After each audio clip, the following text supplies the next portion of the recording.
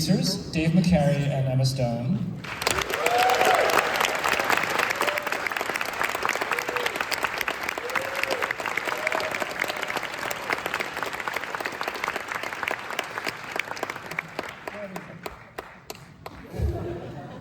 Very pleased as well to be joined by two of the actors, Jennifer Grey and Kieran Culkin.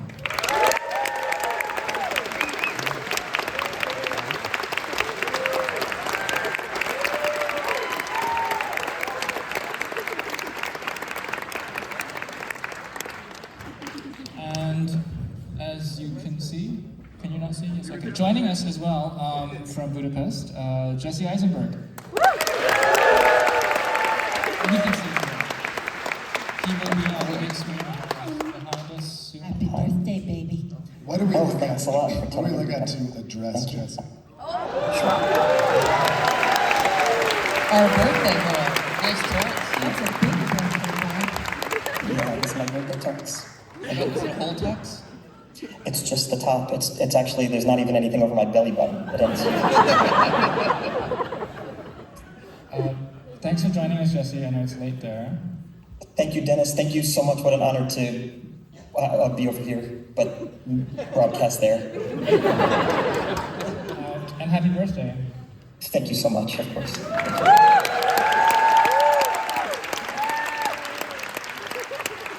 Is this weird for you?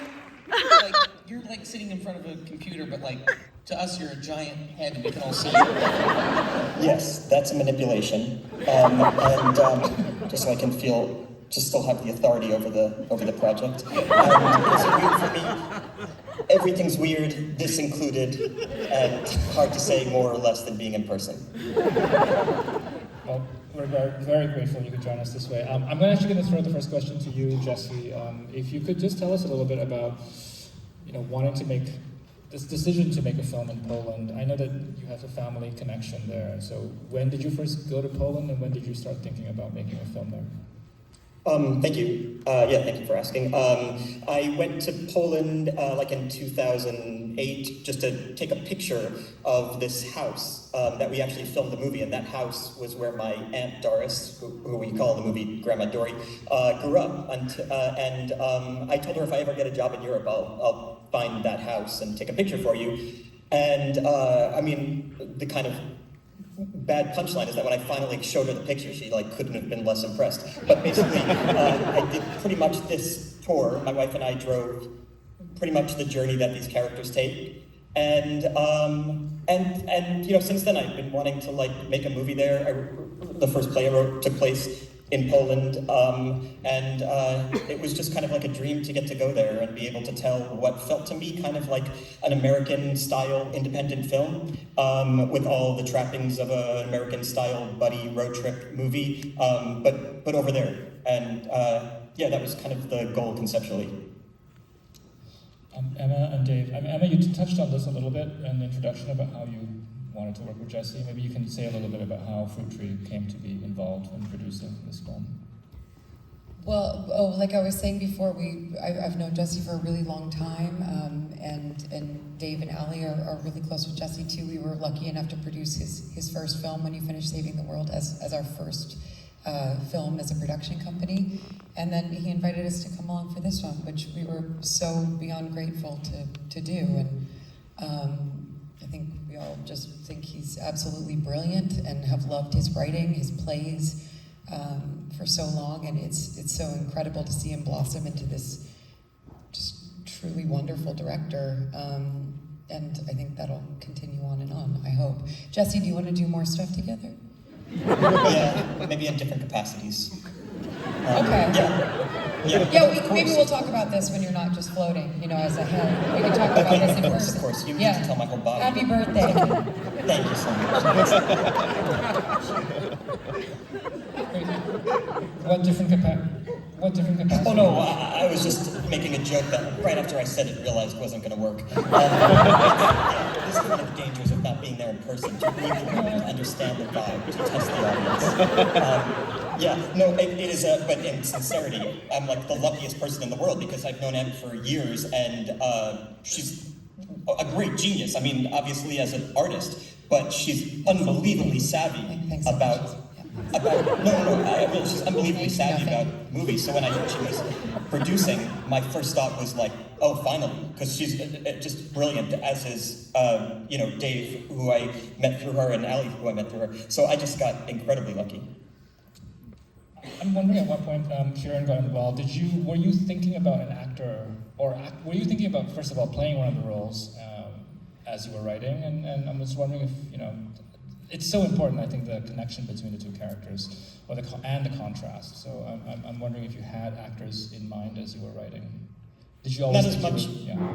Sorry. I thought I would play one of the roles, and Dave and Ali very smartly told me to play the role I'm playing because it's more straightforward a role, and being directing it and everything, it made more sense that I would play that role. And it's funny, I had more of like a kind of spirit of somebody in my head about Benji. There's like more of like, the spirit of somebody. It's hard to describe something more amorphous. And so Kieran, as he is likely to mention, I wasn't exactly very familiar with his work that much. Completely unfamiliar with. That's it.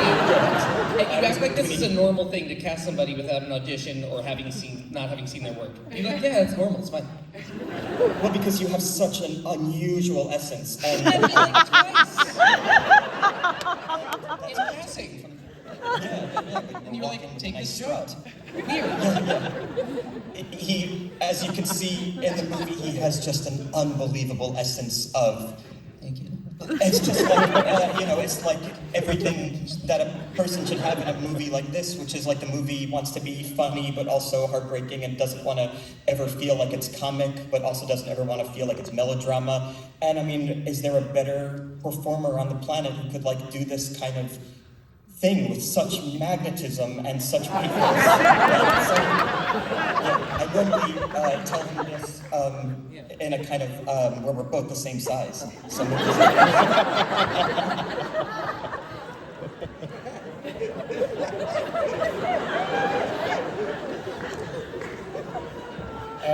Kieran, why did you say yes? Yeah, good question. I didn't know that he was not familiar with me.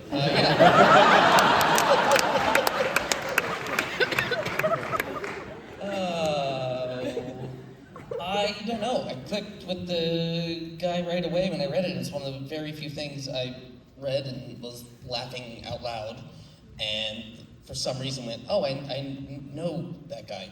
And I felt like I knew what to do. There wasn't any work, it was just do the words. I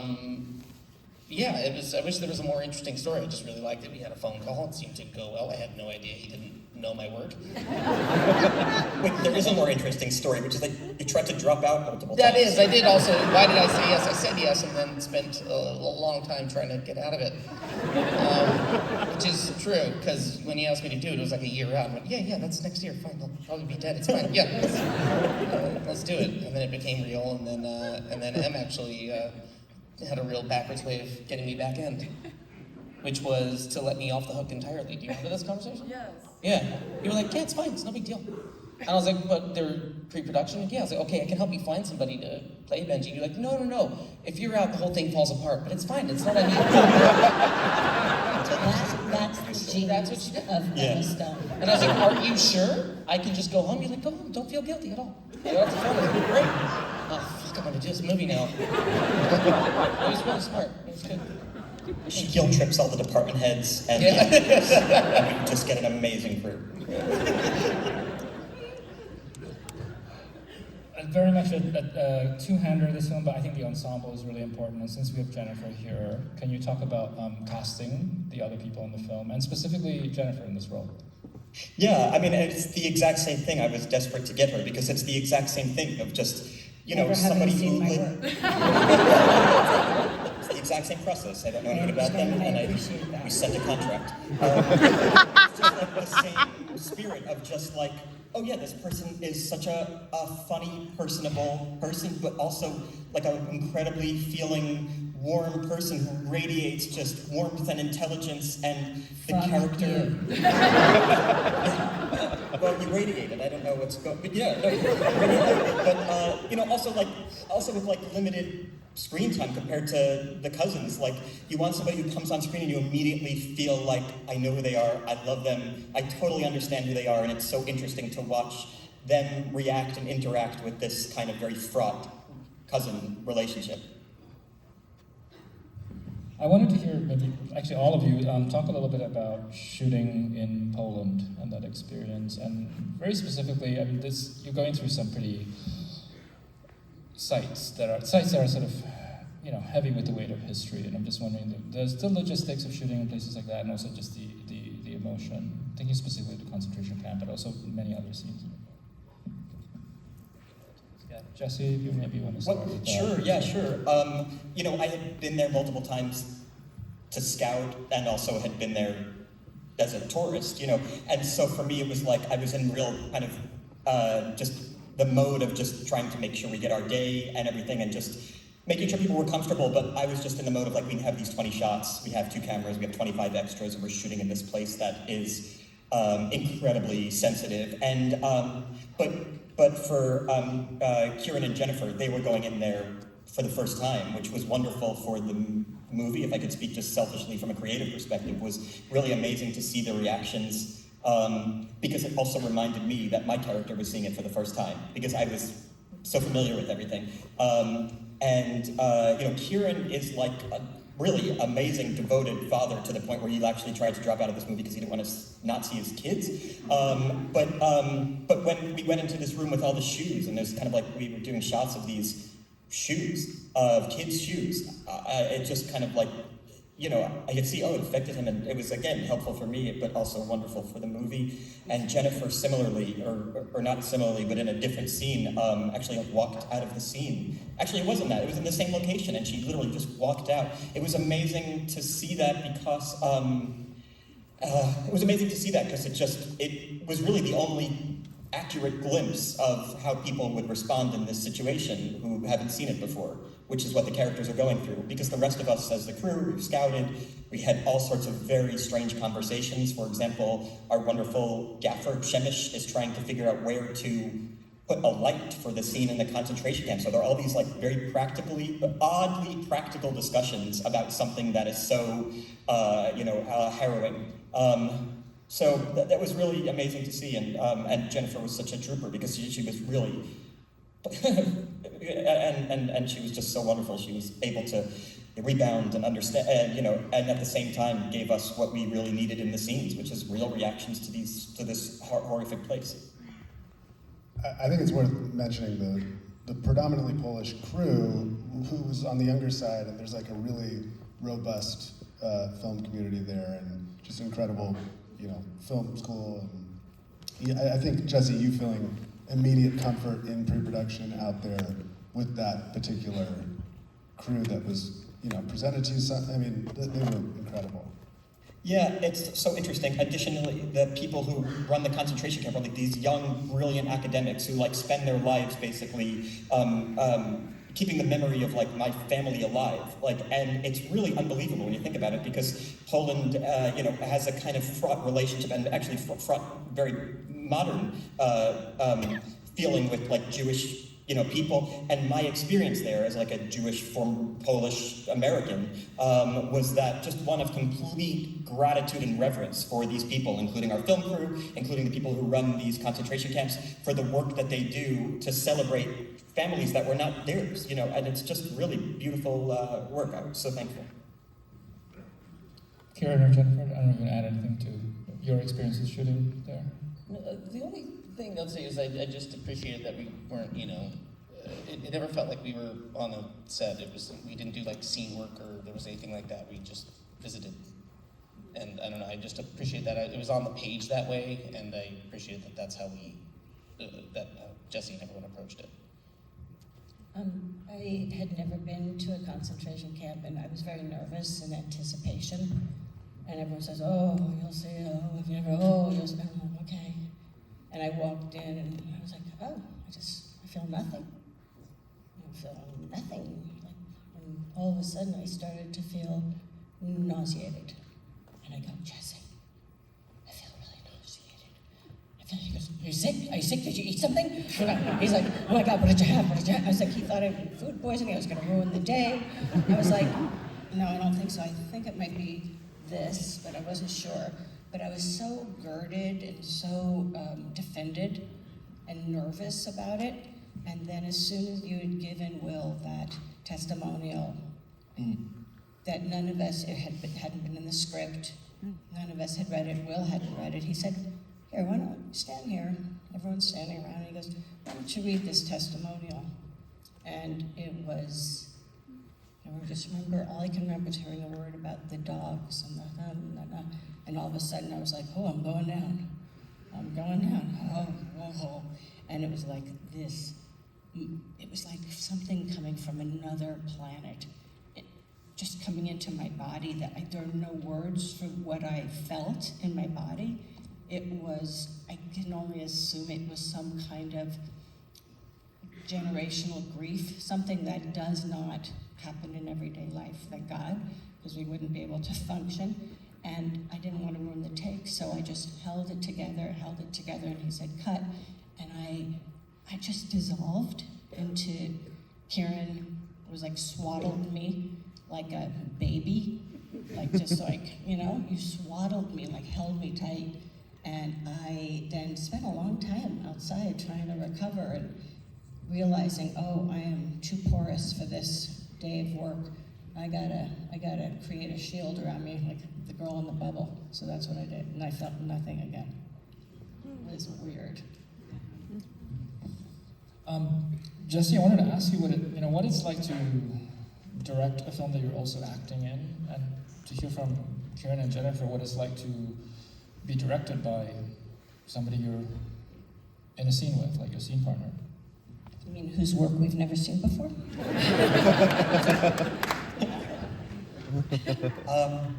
Well, it was a very, very tight schedule and very ambitious because we're like, as you have just seen, like we're in a different location every day, planes, anyway, so there was really like, mercifully, not that much time for me to watch myself in a take, because if I think I went back and watched myself in the take after the scene, I would be probably caught up in something distracting and self-conscious. So luckily we did the scenes and they felt good and we would move on. And so that was really helpful. I would ask the producers and our wonderful cinematographer, Michał Dimek, did that look okay? Was that okay? Did it look like what we had rehearsed? And you would say, does that look okay? Do I look ugly? Yeah. You say that almost every time. Kelly, was like, Yeah. did I look ugly?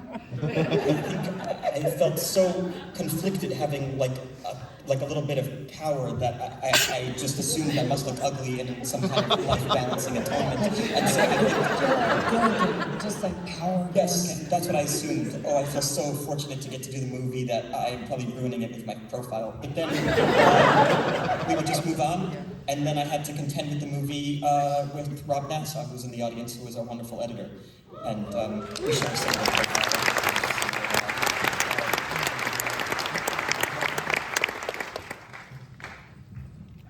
To come back to this dynamic relationship that the cousins have, Jesse and Kieran, I'm wondering, how did you the film sort of plays on the contrast between the characters and the differences, and I'm wondering if that's true to your experiences. You seem like you're actors who might have different processes, maybe. I would say so. Okay. And for some reason, Jesse was really surprised to see that.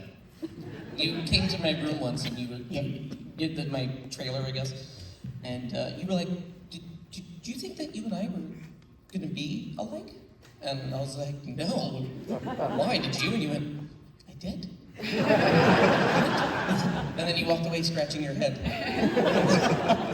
Yeah. But I think we're quite different, but it was pretty quick. Like, I'd met you 2 or 3 times before, and then we just started shooting. Like, I don't know, I feel like it's something that worked well. We're very different, but I think we prize probably some kind of like normalcy. We probably have the same frustrations with pretense about so many things that can occur on a movie, and also specifically acting. And so there was a real shared set of like creative values, I would maybe call it, but yet personally just so different. Kieran lives in what he told me was called the moment, and